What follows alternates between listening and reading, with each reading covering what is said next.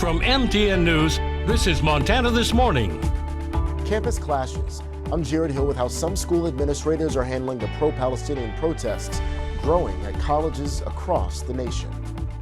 A new technology is helping make donor organs more viable for patients who need liver transplants. I'm Bradley Blackburn with the story of one man who says it's given him new life. Good morning, Southwest Montana. 6 o'clock on this Friday morning. It's cloudy, it's wet. Yeah. But at least it's warm. It's springtime in Montana. Love it. The early morning temperatures are pretty warm, but don't look for a lot of deviation in our temperatures as we get into the afternoon. So if you need a light jacket this morning, you'll need a light jacket this afternoon.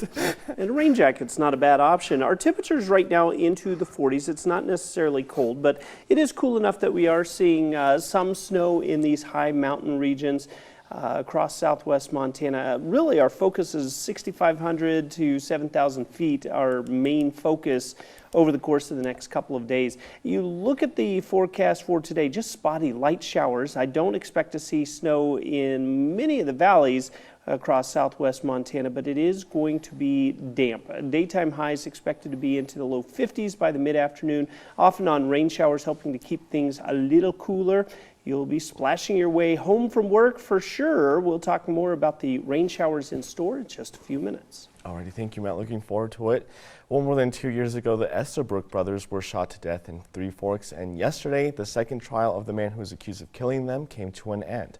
Our Jaleesa Lee was in court for the verdict. We've been following this case since the beginning. Two brothers shot to death in Three Forks in 2022. I'm here at the Law and Justice Center in Bozeman, where Judge John Brown has found 25-year-old Zachary Norman guilty of one of the homicide charges. Brothers Brendan and Chase Estabrook were gunned down in the street here off 6th and Ash in Three Forks in the early morning hours of January 15th of 2022. The gunman, 25-year-old Zach Norman, went on trial in July of 2023 that resulted in a partial verdict.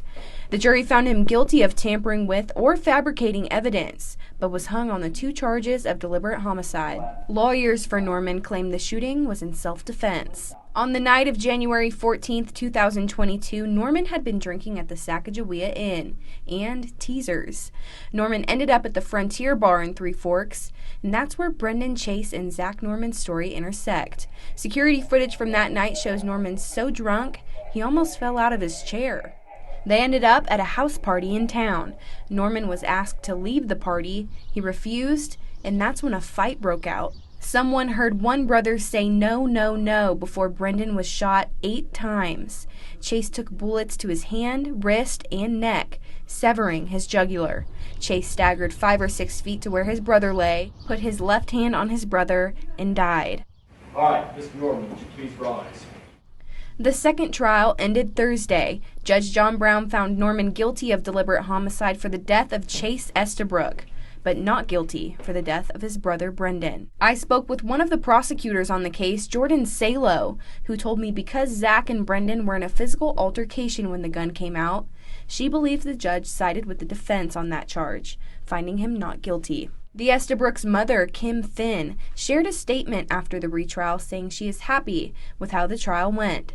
Disappointed they didn't get 2 guilty verdicts for her boys, but pleased that justice is being served.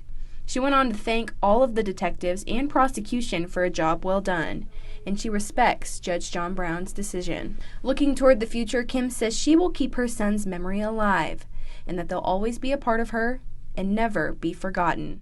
Norman's sentencing hearing is scheduled for June 17th.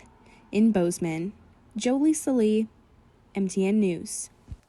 There are new wrong-way driving signs in place on Interstate 90. Our Krista Merkel reports on where these signs are and why there's such a big need for them.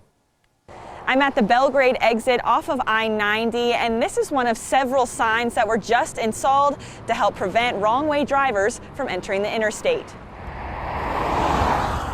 It's great that they got them up and got them in. Installation of these wrong-way signs on interstate off-ramps from Wheat, Montana to North 7th are now complete. Gallatin County Sheriff Dan Springer says the new signs will help end wrong-way driving on the interstate. It's just part of the solution. It's not the solution. In the past 2 years, we have reported many cases of wrong-way driving on I-90. A man was arrested on November 24, 2023, accused of endangering 37 other vehicles as he drove the wrong way on I-90 between Bozeman and Belgrade. Just over a week later, another man was arrested on Sunday, December 3rd, after allegedly driving westbound in the eastbound lanes of I-90 at the same location. In January of this year, 22-year-old Lisa Gruwell was killed by a wrong-way driver near Three Forks. These people have all been intoxicated. That's the one common denominator amongst all of our wrong-way drivers where we've had significant events. These signs are equipped with radar to detect if someone is driving in the wrong direction. The radar can identify if a vehicle is moving towards it or a vehicle is moving away from it. So if it identifies a vehicle moving towards the post, that's when the lights start to flash. Sheriff Springer says these signs are the quickest solution to this problem, and he's hopeful they'll help. I hope that they can at least stop one or two of these. I mean, if we can reduce ours by some kind of percentage, that's the plan. In Bozeman, Kristen Merkel, MTN News. A giant gold nugget is on display at the Mineral Museum at Montana Tech, which found its way into the spotlight and is going to be featured on a Discovery Channel show called America's Backyard Gold. The gold nugget was found back in 1989 by a Butte family in the Highland Mountains. It's one of the largest nuggets found in Montana, and it's rare to see a large gold nugget still in its natural form. But the museum director, Steve Quain, says that the best things can be found in the museum is the preservation of local heritage. I think it's special because of the heritage that it preserves. So we have the natural heritage. We have samples from the local samples of Butte, which is obviously a very important geologic place in the United States. But then we have samples from all around the world. Steve says that many of the mineral samples from around the world were a part of the Copper Kings collections. The Mineral Museum recently finished renovations that include new flooring and improvements to the cases that are holding the samples. The museum is open from 9 in the morning to 5 o'clock in the evening. And this morning, there's new fallout over pro-Palestinian protests that continue to spread on college campuses across the country. The University of Southern California canceled its main stage graduation ceremony. Meanwhile, over at New York's Columbia University, negotiations with administration and demonstrators continue. Our CBS News' Jared Hill has the latest. Let them go! At Emory University, clashes between police and pro-Palestinian protesters. Let them go! It's the latest escalation as students and faculty at campuses across the country mobilize against Israel's war with Hamas in Gaza. At the University of Texas, Austin, a calmer day than the one before when more than 50 people were arrested. Students, though, still pushed for the university to cut ties with the Israeli government. It is my understanding that University of Texas at Austin funds research that Israel directly benefits from. At the same time, a small group of Jewish students held a separate rally, making their voices heard. I hear their side and I understand that, but when they start attacking the religion and the ethnicity and not the country, that's when it becomes an issue for me. At California's UCLA, efforts to strike a balance in the rhetoric. I do feel there are elements of anti-Semitism, deep anti-Semitism, especially when you hear chants like "Long live Intifada" and "From the river to the sea." I'm trying to avoid any sort of slogan like that on our side. Back at Columbia University, the epicenter of the protests, tents still cover the lawn as negotiations and graduation preps continue. Jared Hill, CBS News, New York. A group of Columbia students have filed a lawsuit against the university claiming that the pro-Palestinian protesters have been victims of discrimination. While an extended deadline to clear the camp has come and gone, Columbia's president says that the New York Police Department has not been called in to clear those tents. And taking a look at some health news, April is Donate Life Month, highlighting the importance for people to register as an organ, eye, or tissue donor.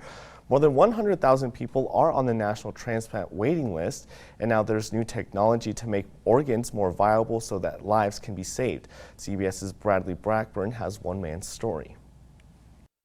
World-renowned ornithologist Eduardo Inigo Elias can't wait to get back to doing the job he loves, studying birds. A gift from an organ donor has given him a second chance. So thankful, number one, for the organ donor and his family. I want to thank them for this opportunity to extend the lease of my life, and my family is very grateful. Eduardo had severe liver cirrhosis from non-alcoholic liver disease. He spent more than 6 years on the transplant list waiting for a new liver. Deteriorating and getting sicker. When the call finally came that a donor liver was available, doctors determined the organ's fat content compromised its viability. We try to use every organ, but there are certain organs that can't be used, like a fatty liver, like an older liver. Dr. Leona Kim Schluger is the Associate Director of the Recanati Miller Transplantation Institute at Mount Sinai, where surgeons used a new technology called organ perfusion on the donated liver. This machine allows the organs to be literally cleansed. You're putting in nutrients, you're putting in oxygen, you're measuring the viability of the organ. It allows us to use many more organs, and obviously the more organs you have, the more lives you save. It's been more than a year and a half since Eduardo's transplant, and while he's had some complications, he's very grateful. And just took a 45-minute walk in Central Park, birding. I don't have any more complications. My medications are working, my liver functions are normal, my energy is back, everything is just perfect. And he hopes sharing his story encourages more people to sign up to be an organ donor. Bradley Blackburn, CBS News, New York. And this April, you can register in the National Donate Life Registry at registerme.org. Any person who is over the age of 18 can register to be an organ, eye, and tissue donor. And back a little closer to home, Montana's first state park is about to open up for the summer season. This week, when you head out and about to Lewis and Clark Caverns, our Chet Lehman tells us how you'll find much more to do above and below ground. This is Montana's first state park, Lewis and Clark Caverns State Park. If you're looking for an out and about opportunity, that doesn't get much better than this. Let's face it, it's one of the few places you'll go that's temperature controlled, same temperature year round, no matter what.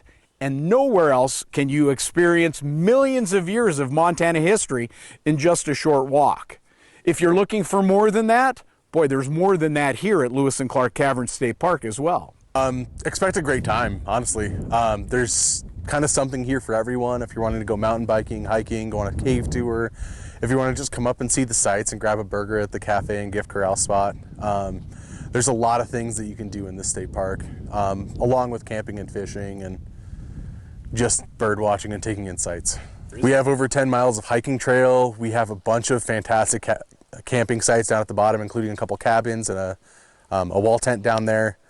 We have a fishing access adjacent to our park here. That's a wonderful spot to go and hang out with the family. We really do have a lot here. Cavern tours begin on May 1st, first come, first serve for the first couple of weeks. Then you'll get them by reservation for the best tour of Montana history you'll find. At Lewis and Clark Caverns State Park, Chet Lehman, MTN News.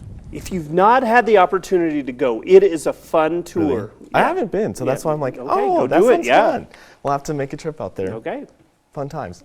I like it. I want to show you this interesting video. You heard of Viola, the elephant that ran away yeah. in Butte. Well, now we have horses running amok the streets in London across the pond. Is this on purpose? I'd say not. No. So horses, actually 4 of them did run. They were actually scared because they were doing a practice. They were actually with the army.